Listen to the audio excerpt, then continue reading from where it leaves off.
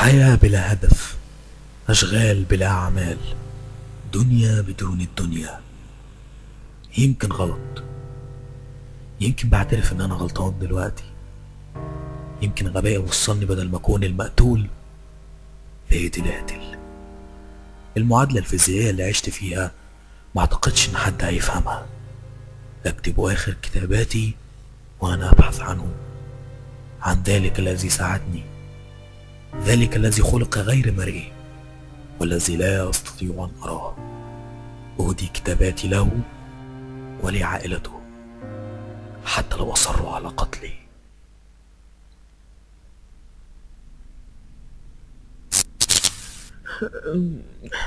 الأباجورة دي أنا هجيب واحدة أول ما أصحى.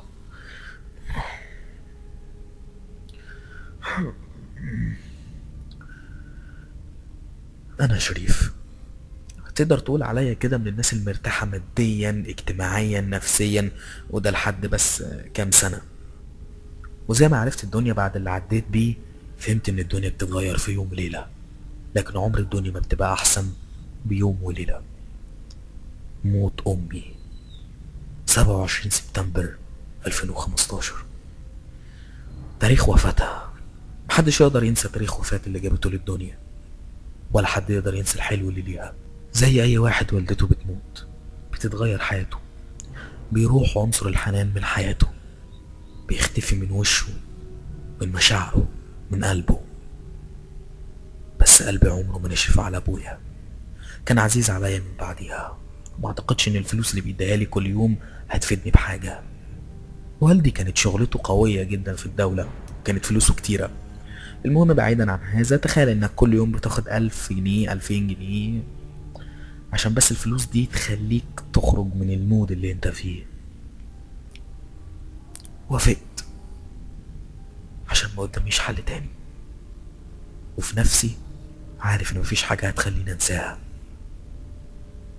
سافرت يومين انا واصحابي اللي ما بقاش ليهم اي قيمة عندي، اي هزار اي ضحك ولا اي حاجة نفعت. يجيبوني شمال يمين مفيش حاجة نفعت معايا. حتى اعتذر عن اللي جاي ده، حتى زقوا عليا بنت عشان تتعرف عليا وتعوضني عن حنان الام.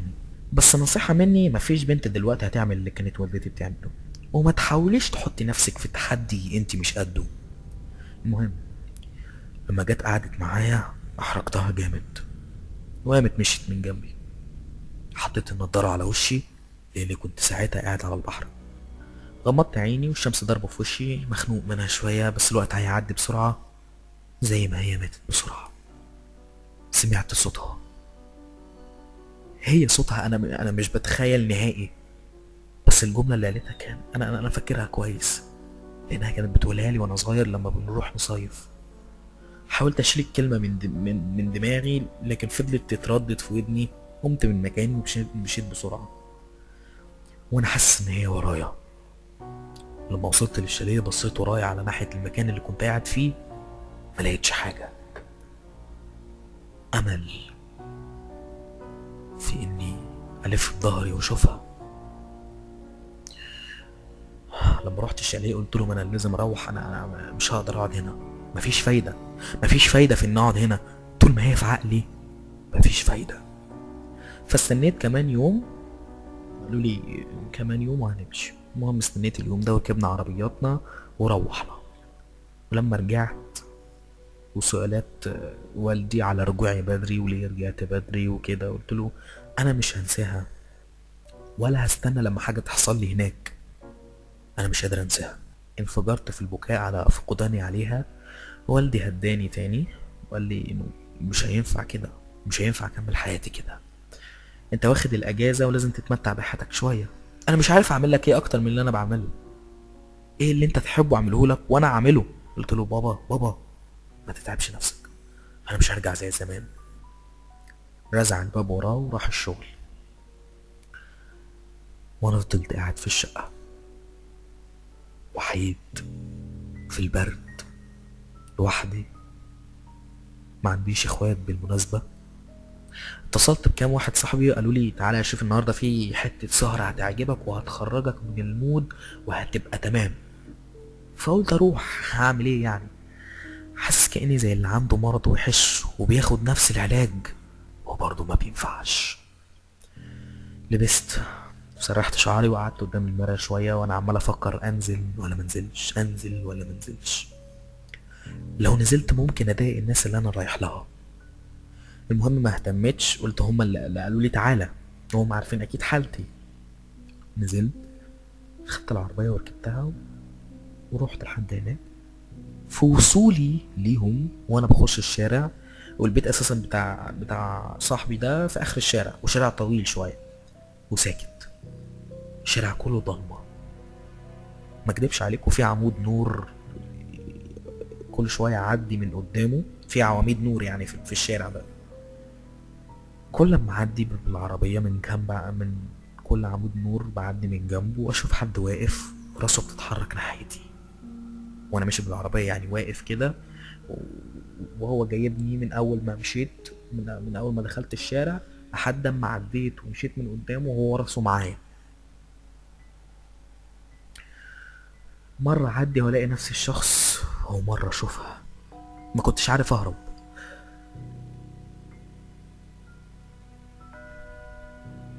طلعت ازازة من الازايز اللي بدون ذكر اسمها واكيد الشباب كلها عارفاها، وفتحتها وبدأت اشرب واتسطل اكتر. العربية بدأت تروح يمين وشمال، وانا بدأت احس ان الطريق بعد قوي، لحد ما فقت ولقيت حد بيعدي الشارع. كان من الناس، من الناس اللي خارجين من عند صاحبي. المهم وقفت بالعربية على جنب ونزلت ومشيت لحد البيت ودخلت. كله حياني طبعا، وازيك يا شريف ومش عارف ايه بتاع، وكان في بنات. ومسكني صاحبي وقال لي بقول لك ايه بقى، اليوم النهارده لازم تغير فيه وتعمل اي حاجه، ها؟ انت فاهمني طبعا. قلت له اقعد بس وخلينا نشوف بعدين الكلام اللي انت بتقوله ده. قعدنا وبدأوا يهزروا مع بعض شويه ويشربوا اكتر واكتر، وانا ساكت. كل شويه صاحبي يهزني عشان اضحك، يعمل لي بكتفه كده عشان اضحك، وانا في دنيا تانية خالص. واحد منهم سكر شويه وبدأ يلخبط بالكلام ويتكلم، يقول لي انا عارف انت زعلان ليه، عشان انت لسه صغير، لسه ماسك في ديل امك.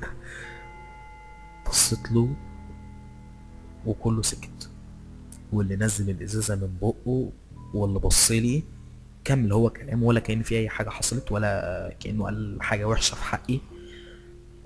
قال لي هقول لك تعمل ايه، وهو ده الحل عشان تروح لها على فكره، انتحر. اه بجد انتحر هترتاح والله. صاحبي قعده على الكرسي وقال له ايه مالك، انت سكرت ولا ايه؟ قال له يا عم هو شايف القعدة الطرية وهو جاي ينشفها. انا قلت لك يا عم ما تتصلش بيه. قمت من مكاني ومسك فيا صاحبي وقال لي شريف اقعد، ما تهتمش لكلامه، انت عارف انه اللي بيقوله ده تخلف وسكر. قلت له يمكن تخلف وسكر، بس عنده حق. بصيت ليه تاني للسكران ده وهو بيشرب، ومسكت ازازة ورحت كسرها على الترابيزة. قلت له من حظك اني همشي. مشيت وركبت العربية وانا عيني بدأت انها تملاها الدموع. حطيت دماغي على دركسيون العربية وانا يائس اكتر من الحياة. حتى الصحاب مفيش. سمعت صوتها لتاني مرة بنفس النبرة اللي كانت بتتكلم بيها زمان لما بسهر كتير مع اصحابي، زعقها على انهم مش كويسين وبيخلوني مش كويس. زودت في سرعة العربية وانا بقول في دماغي انا مش هينفع افضل كده. روحت البيت وابويا لقيته في البيت قاعد بيتفرج على التلفزيون. قعدت معاه شوية وبصراحة خلاني اضحك شوية يعني، بس قمت بعديها وقلت له انا تعبان بقى لازم انام. قال لي ماشي يا سيدي، ما اكيد الموزة كانت سهرانة معاك تخفف عنها وتضحك معاك وانا لا. قلت له بابا يا حبيبي انسى فكرة الحبيبة دي نهائي، مش الخطوبة اللي تحللي مشاكلي. دخلت نمت، وصاحبي اللي كنت عنده من شوية فضل يتصل على التليفون كتير وانا ما ردتش. اللي استغربت له انه اول مرة يكون زنان كده. رديت عليه وقلت له ايه يا اسطى في ايه، سيبنا نام. قال لي يا شريف جبت لك خبر ب1,000,000 جنيه. قلت له ايه هو وانا هدفع وما تقوليش الخبر. قال لي يا عم اسمع بقى. مم. في واحدة من اللي كانوا قاعدين معجبة بيك وعايزة تكلمك، والنبي يا شريف، والنبي ما تتكلم ولا تقول حاجة، وافق المرة دي عشان خاطر انا بس، لو لاقي خاطر عندك وافق. ايوه بس انا لا والنبي لا انا بقى ولا، لازم تقبل. قلت له ماشي حاضر. قال لي هي هتتصل بيك بكره اكيد مش النهارده لانها تقيله برضو شويه يعني. قلت له طيب. قال لي هسيبك بقى بوب تنام فرفش كده، يلا سلام. قفلت السكه واترميت على السرير، وبدات الكوابيس والاحلام تراودني، حلم وكابوس ورا التاني وانا مش ملاحق عليهم، لحد ما صحيت الساعه 7 الصبح، وده مش من عادتي، وانا بعرق وحاسس كأن في حاجه طبقت على صدري، او كأن حد كان قاعد على صدري. المهم من كتر الوجع نسيت اشحن تليفوني خالص. نهار اسود، ده انا مستني منها مكالمه النهارده يخرب بيت كده. قمت وحطيت التليفون في الشاحن وعملت شاي، رجعت الاوضه وقعدت على السرير وانا ببص لصوره امي. مش عارف ليه سبتيني، ليه فضلتي مصممه على انك ما تاخديش الدواء بتاعك؟ ليه دايما كنت بتقولي لي ان ربنا لما بيبقى عايز ياخد حد بياخده، ولما بيحب يخلي حد بيخليه؟ ليه بتقولي لي دايما ان ربنا هيبعت لك الحاجه اللي تصلح حياتك؟ فين تصليح حياتي في انك تموتي يا امي؟ عدى النهار ببطء رهيب، لدرجه اني فضلت قاعد على النت والتلفزيون وعملت حاجات ما كنتش بقدر اعملها في يومين. قمت الف في الشقه شويه وانا ماسك الشاي. يخرب بيت الملل، اول مره يحصل لي كده، الف في الشقه من كتر الملل. عديت على صور العيله اللي ما سالتش على امي من ساعه ما رموها لوحدها، مع ورث جدتي المفروض ان امي تعيش بيه، لستر ربنا بعت لها ابويا، الله ينتقم منكم. مشيت كمان شويه وبصيت على الصوره بتاعتها وهي شايلاني وانا صغير. في اللحظه دي حسيت ان في دراع اتلف حواليا، اتنطرت من مكاني وكوبايه حتى وقعت مني اتكسرت، ورحت جبت جاروف ولميت الازاز ومسحت الشاي، حطيت كل حاجه مكانها تاني، وسمعت تليفوني بيرن. رحت ماشي ناحيه الاوضه بتاعتي، سمعت صوت غريب بيتكلم ويقول ده مش موجود. دخلت الاوضه بتاعتي جري، لقيت التليفون ساكت من الرن. بصيت حواليا، الشقه فاضيه والهوا ساقع جدا فيها. مسكت التليفون بخوف شويه وانا ببص على المكالمات الفائته، ما لقيتش. فتحت سجل المكالمات، لقيت الرقم اللي اتصل عليا في حد رد عليه. رميت التليفون من ايدي وبدات امشي في الشقه وانده على امي وانا ملهوف عليها واقول لها ماما والنبي لو موجوده اطلعي، ما تعمليش كده. التليفون رن تاني. تعمدت بقى ان اسيبه المره دي واقرب من الاوضه شويه، واول ما اسمع حاجه اخش على طول. فضل التليفون يرن يرن يرن وانا مش سامع صوت تاني زي اللي سمعته قبل كده. فدخلت ومسكت التليفون وكان نفس الرقم الغريب. رديت وقلت الو. ردت عليا بنت وقالت لي الو ازيك يا شريف؟ قلت لها الحمد لله كويس، مين معايا؟ قالت لي انا مي اللي كنت معاكم امبارح في الحفله. قلت لها اه ازيك يا مي عامله ايه؟ قالت لي تمام الحمد لله، انت ايه اخبارك؟ قلت لها كويس مفيش جديد.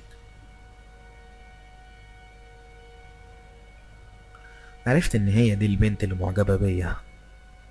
اتكلمنا كتير ولبست ورحت قابلتها في اليوم ده كمان،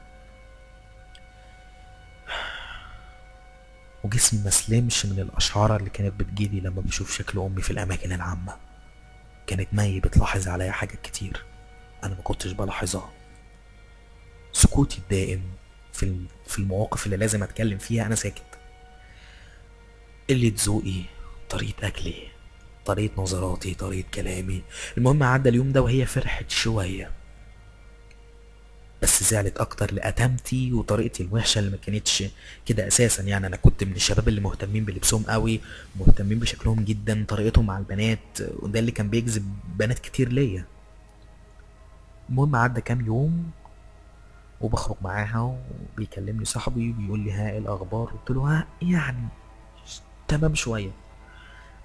المهم حالتي بدأت تتعدل شوية، لكن مين بيستحمل حد متشال من قلبه الحنان والتفاهم وكل الكلام ده؟ هي بقى ما فهمتش ده، طلعت زي أي بنت عايزة تشوف لها يومين مع حد عجبها وخلاص. لكن المشكلة ما كانتش في كده، المشكلة كانت في حجتها بإني غبي وما فهمتهاش. وقالت لي حاجة كمان، بتقولي أقول لك على حاجة، أنت زي ما صاحبك كده قالك أنت تنتحر أحسن لك، ومشيت وسابتني. احلى حاجة ان هم بيشجعوني على الحياة بصراحة. بما انهم كلهم بيشجعوني على الحياة، فقررت ان انتحر. مفيش حل غير كده. على فكرة ما كانش في دماغي ساعتها هكون كافر او لا، لاني ما كانش قدامي حاجة نهائي غير حياتي الاسود في اسود، واللي مش هتدي اي امل لاي حاجة. فضلت قاعد في المكان اللي كنت معاها فيه وانا عمال ابص لكل الناس اللي بتضحك واللي سعيدة، باحساسي الغريب بان وجودي او عدمي مش هيغير حاجة. كل حاجة رايحة، خليني في نفسي. روحت، ولما روحت جهزت الحبل وجهزت كل حاجة لاني اشنق نفسي. فكرة الانتحار مش فكرة تألم، دي فكرة راحة، ومفيش احسن من الشنق. وفي لحظة هتكون ميت، لكن هعمل بقى زي اي حد بيستعبط وياخد لي دواء ولا سم؟ لا يا عم، انا ماليش دعوة بدول خالص، انا عايز اخلص بسرعة. خبيت كل حاجة تحت سريري واستنيت لحد ما ابويا رجع، وبعدها نزل قعد مع اصحابه كالعادة يعني. طلعت فوق الكرسي ومسكت الحبل، حطيت راسي جوه الحلقة اللي عملتها، علقت الحبل كويس جدا في الحيطة، قدمت رجلي، شدت الحبل كويس، متأكد انه ماسك في الحيطة تمام. قدمت رجلي اكتر، وقفلت عيني وسبت نفسي بعديها.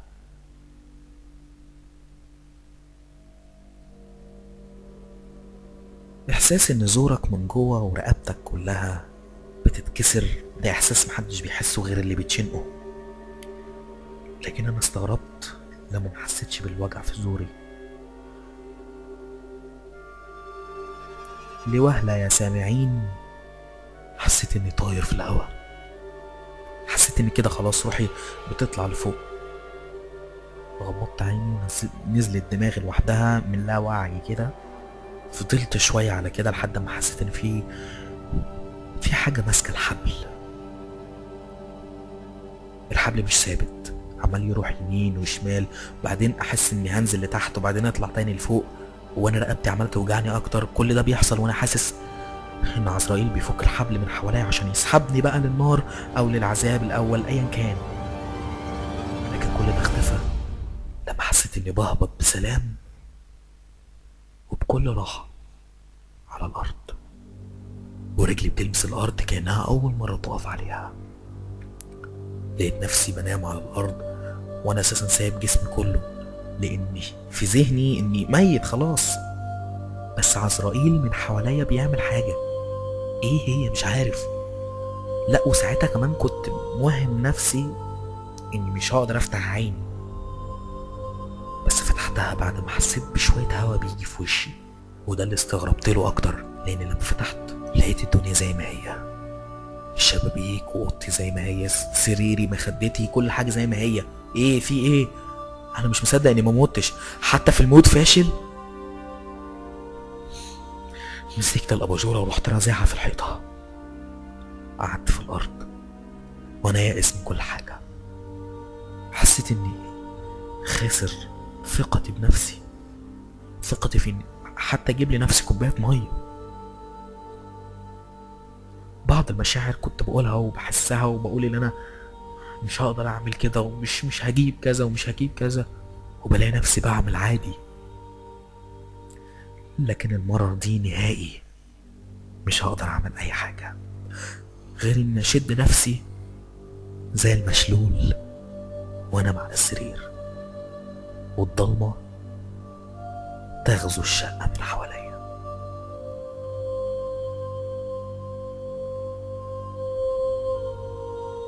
حلمت بكابوس ما قدرتش على التحمل بتاعه، ومعرفش بجد ده كابوس ولا حقيقة. بس في ناس بتحس بان الحلم او الكابوس حقيقي او بطريقة عجيبة. المهم الكابوس ده كان كالآتي: انا كنت نايم وفي واحد واقف عند باب الأوضة وبيبتسم، لابس بدلة سودا وجرافطة حمراء وشكله باين شوية، يعني ملامحه مش قوي بس الابتسامة باينة. فجأة الباب اترزع في وشه، وهنا بقى الحتة بتاعت الحقيقة، اني دماغي كلها لفت كاملة عشان الاقيه واقف في نص الأوضة بتاعتي ونفس الابتسامة على وشه. المهم كان وراه كرسي فقعد عليه، بدأ يتفرج عليا. الحرارة الشديدة اللي كانت في الأوضة ما كانتش تتوصف. فتحت عيني وفقت من الكابوس ده، وفقت بخضة خفيفة من جوايا. عارف لما تغمض عينيك وتفتحها قدام موقف واحد؟ يعني بص، انا لما فقت وحسيت باني فقت، حسيت كاني غمضت عيني وفتحتها بس وهو ما كانش موجود، بس الكرسي كان موجود. قمت من مكاني وبدات اتمشى في الشقه تاني. حسيت برجل حد بتجري في الشقه من ورا ظهري، في كل مره الف فيها او اروح لحته تانية، كاني بلعب مع حد استغمايه. وصل بيا الحال بعد الهدوء التام ان اقول: في حد هنا؟ حد موجود في الشقه؟ لو حرامي طالع اطلع وخد كل الفلوس اللي انت عايزها. بدأت البراويز بتاعت الصور تتهز وتقع من مكانها كأن في زلزال ضرب الشقة. دماغي اتخبطت في الحيطة من اللي انا ما كنتش متوازي، ومن الواضح ان دماغي اتفتحت.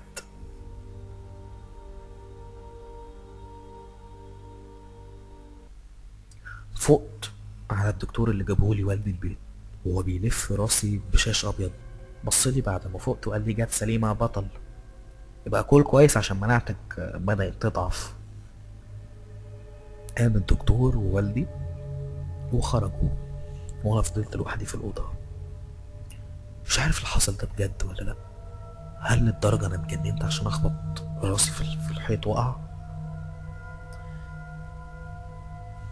يمكن. نمت كأني شبيه بالمتخدر. حسيت بحركة تحتية كأن في حيوان أو حاجة بتتحرك تحت رجلي. المشكلة إني ما اهتمتش لأني في وجع في راسي دلوقتي اللي مش عايز يروح ده. بس فجأة اتشديت من رجلي عشان أقع من فوق السرير ودماغي اتخبطت في الكومودينو اللي جنبي. حتى الشاش اللي كان على دماغي شبه اتقطع أو اتفك. ما كنتش مركز. قمت ووقفت قدام المراية وأنا بتسند على الكومودينو. بصيت لشكلي فتحة دماغي وبدأت في العياط. أول ما شفت الفتحة اللي عرضها بعرض دماغي كلها، صعبت عليا نفسي وعلى اللي بعمله في نفسي. بدأ الشاش يتهز وكأن حد بيمسكه، ولما بصيت في المراية الشاش كان بيلف لوحده لحد ما اتربط تاني على دماغي. بصيت حوالين نفسي اشوف مين اللي عمل كده، ما لقيتش حد. تفتكروا امي؟ تفتكروا روحها رجعت عشان تساعدني؟ بس ايه اللي موقف الراجل ابو بدلة ده تاني ورايا؟ ابتسامتك اللي انت بتبتسمها دي مش هتفيد بحاجة. انت مين؟ لفيت وملقتش حد ورايا. حسيت بالنوم القوي اللي ظهر فيا، فاترميت على السرير زي كل مرة ونمت زي المتخدر لتاني مرة. بصحى من نومي على زعيق ابويا وهو بيتكلم بكلام مش مفهوم، وانا معرفتش قصده ايه حتى بعد ما خرج من اوضتي. كل ما يشير اليه الكلام بتاعه ان اقوم من نومي. قمت من نومي بسند نفسي عشان الاقيه واقف قصاد باب الحمام وبيشاور لي على حاجه جوه، وانا عمال امشي وانا بسند على الحيطه دي شويه والحيطه دي شويه لحد ما وصلت لقيت حاجه ما كانتش على بالي. بدله سودا جرافطة حمراء في الحمام، نفس البدلة اللي كان لابسها الشخص اللي في اوضتي. بدأ صوت والدي يوضح اكتر وهو بيزعق بيقول لي دي جت منين؟ انت جبتها ولا مين اللي جابها؟ المهم انا طبعا مش مستوعب اي حاجه ومندهش من اللي قدامي. المهم عدى الوقت ده بان والدي قفل الحمام ومفتحوش تاني خالص. يعني بيني وبينكو والدي بيخاف من الحاجات دي بتاعت العفاريت والجن وكده، ولو حصل اي حاجه غريبه ملهاش تفسير بيخاف بطريقه رهيبه بجد. المهم عدى الوقت زي ما قلت، وفضلت قاعد لوحدي في الضلمه تاني وانا حاسس بروح امي موجوده، روح الحنان اللي محدش بيحسها من بنت او من صاحب، بيحسها من امه بس. فجأة سمعت خرفشة في الأوضة بتاعتي، كأن حد بيجرح في حاجة. المهم قمت بسرعة جري على الأوضة عشان أدخل وألاقي صدمة كبيرة على الحيطة، مكتوب على الحيطة انقذني. رجعت لورا وأنا هقع على السرير، وفعلا وقعت، بس ما وقعتش على السرير ولا وقعت في أوضتي، أنا وقعت في مكان تاني، مكان ضلمة. حاسس إني اتعميت، بدأ المكان في حتت منه تنور قدام، وكأني واقف قدام مشاهد من بانوراما اكتوبر كده، مشاهد كتير بشوفها، منها هروب شيء من اشياء تانية. الشكل ما كنتش عارف افسره بصراحة، بس هو شكل مرعب شوية. اختفت المشاهد دي بسرعة جدا وما فهمتش منها اي حاجة. لما رجعت حتى لأوضتي ولقيت فيه كتابات ونقاشات على الحيطة كتير، منها ما تنتحرش، منها انقذني، منها كلام كتير قوي مش مفهوم. بدأت اخاف لاني حسيت بكذا ظل بيعدي من برا الأوضة، وكمان بيعدي من شباك اوضتي. قررت اني هستعين بواحد صاحبي بعد كل الحاجات اللي عمالة تحصل دي، اخر واحد كان باقيلي اكيد هيعرف يساعدني شوية. اتصلت بيه وحكيت له وانا قاعد بسمع صوت حد بيتقلب بره في الشقة، ومش قادر اشوف مين اللي بيعمل الصوت ده.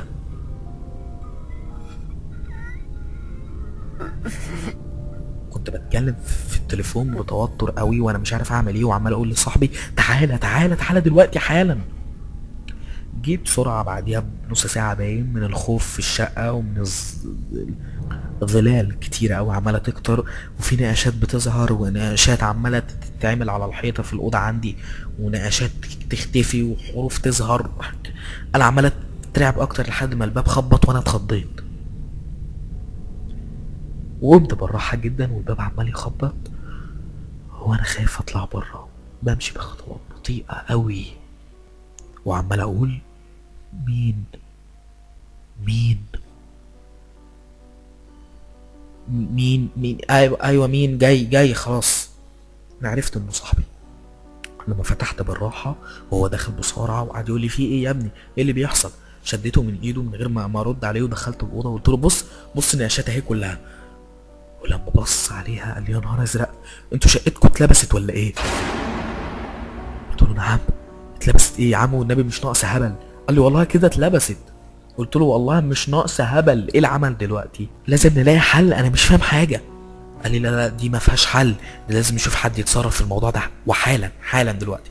انا فاكر ان عند ستي حصل نفس الكلام، راحت لواحد وادالها حاجات كده عشان تحمي بيتها من الجن والشياطين والحاجات دي. بص انت تعالى معايا هوديك لواحد زيه كده يدينا الحاجات دي والدنيا تبقى تمام. قال لي بس بقولك ايه، خد لك كام الف كده من بتوع ابوك، الحاجات دي بتتكلف زي ما انت عارف.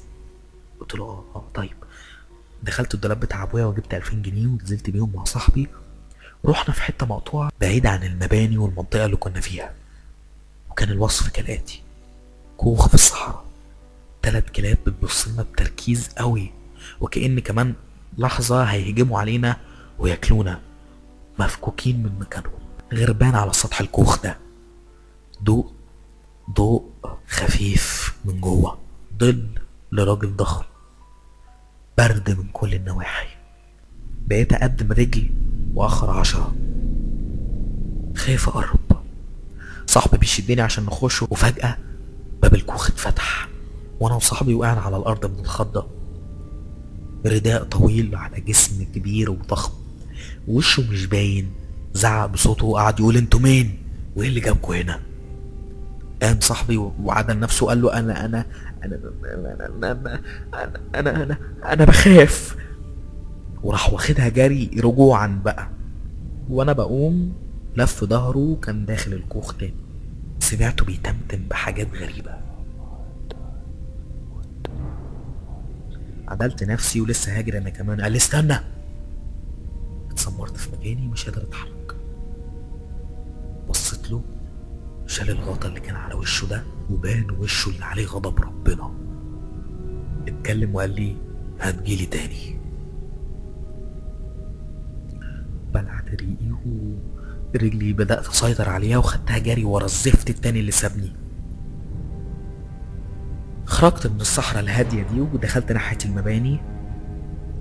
ملقتش صاحبي. مشيت لحد ما رحت وسط الضلمة والكحل اللي لقيته في شقتي. دخلت الشقة وقررت اني هعمل حاجة عشان اعرف ايه اللي بيحصل حواليا، واللي حواليا ده حقيقي ولا تهيؤات من موت والدتي. حطيت كاميرا على المكتب عشان تصورني وانا نايم. جهزت كل حاجة ونمت. حسيت ساعتها بحاجات كتير حواليا بتحصل، من همسات وسخونية، بس السخونية اللي هي الدفء دي عارفينها. وفي كل ما ده بيحصل وانا مرعوب مش قادر افتح عيني، عشان عايز الشيء اللي بيعمل كده يحس اني نايم واقدر اصور كم كبير قوي من اللي بيحصل في الاوضه عشان محدش يكدبني بعد كده. لكن انتهت الليله دي بحضن انا ما حسيتهوش مع امي، ويمكن فعلا تكون هي. بس ليه هي بتخوفني كده؟ ليه الضلمه؟ ليه الصمت؟ ليه النقاشات المرعبه دي والكتابات الغريبه اللي بتتعمل على الحيطه؟ حسيت اني عايز انام، ولو في لحظة بيني وبين روح امي دلوقتي فانا عايز احسها.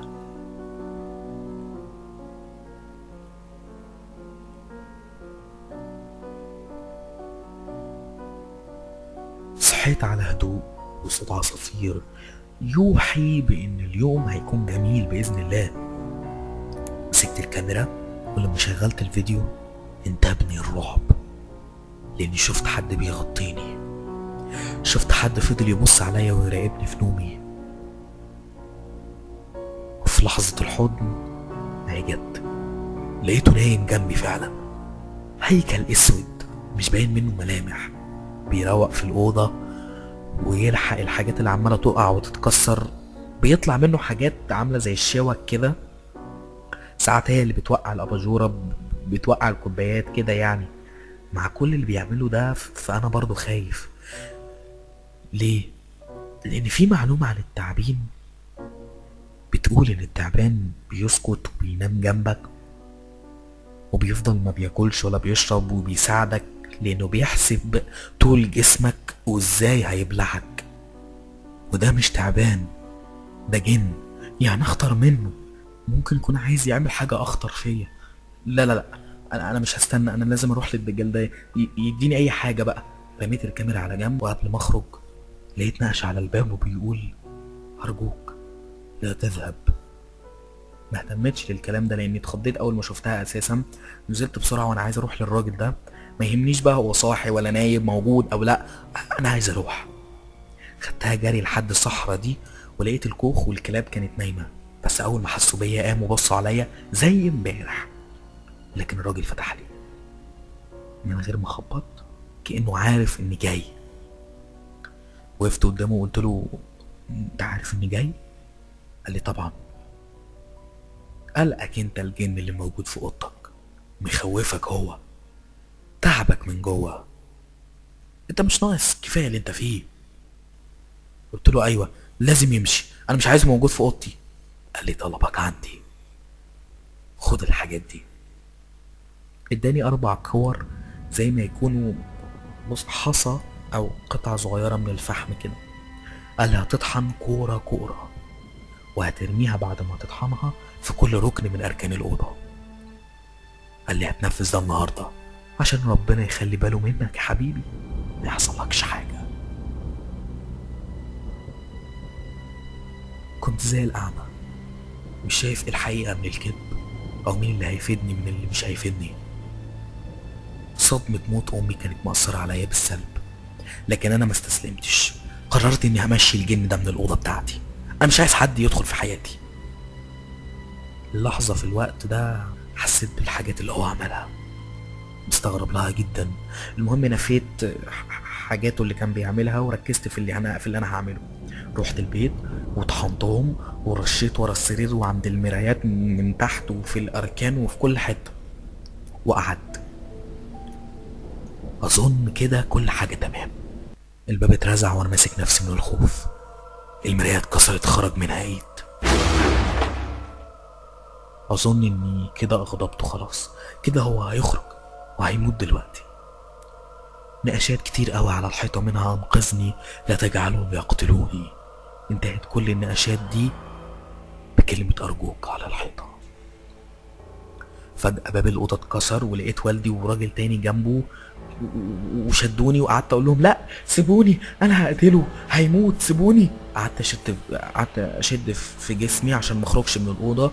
انوار الشقه كلها بدات تتهز وتطفي وتنور لوحدها. بدا الراجل اللي كان مع بابا ده يقرا قران، وانهياري في البكاء لخوفي من الجن اللي هيموتنا دلوقتي. انتوا اغبياء يا جماعه سيبوني، انا عارف انا هموته ازاي. الانوار بتفتح وتطفي مع مشهد من المشاهد العظيمه للمبارزه بين الجن اللي شفته وبين 4 أشكال قذرة لأشكال الشياطين، بيقطعوا فيه وبيفصلوا كل حتة فيه عن جسمه ليتلاشى من العالم بتاعنا. قراءات الراجل اللي كان مع البابا بدأت تزيد أكتر، وأصوات كتير وصويت من حوالينا. فضلنا نتراجع من الأوضة وأنا لسه فاكر المشهد ده كويس قوي. ال4 رؤوس المحروقة اللي عيونهم مليئة بالشر وهي بتهجم علينا واحنا بنقع مغمى علينا.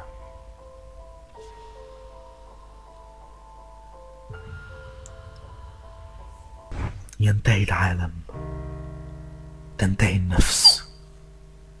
تعلم أن الحنان موجود في الأم، لكن نسيت أنه موجود في الله عز وجل. نسيت أنه يمكن له أن يبعث لك شيئا يعوضك عنها، ولكنك بغبائك أفسدت كل شيء.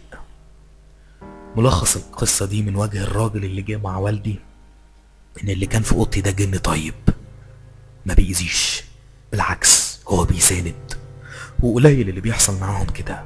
أما أنا فبغبائي قتلته. الكور اللي كانت معايا دي عبارة عن قنابل لخروج شياطين مؤذية وبتأذي أي حاجة حواليها. ولما الجن حب يحميك اتقتل أو اختفى، احنا ما نعرفش. المهم انك بقيت كويس. كويس؟ ده انا ضيعت فرصة حنان كانت بترجع لي مرة تانية وتقولي كويس. انا مشيت ورا خوفي اللي وداني لهلاكي، ما متش منهم بس مت دلوقتي. مت لما مات هو بسببي. افتح باب غرفتي لأرى بالحجم الكبير الكلمة التي احسست انها انقذتني، وهي كانت سأعود. لا تقلق، سأعود.